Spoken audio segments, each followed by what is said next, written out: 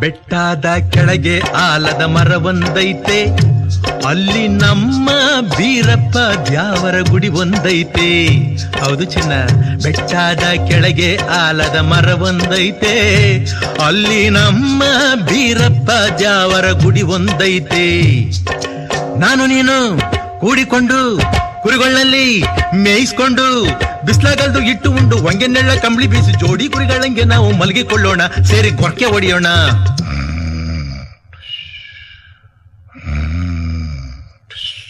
ಹೇ ಅಳ್ಬ್ಯಾಡ್ ಕಣೆ ಸುಮ್ಕೇರೆ ನನ್ನ ಮುದ್ದಿನ ರಾಣಿ, ಅಳ್ಬ್ಯಾಡ್ ಕಣೆ ಸುಮ್ಕೇರೆ.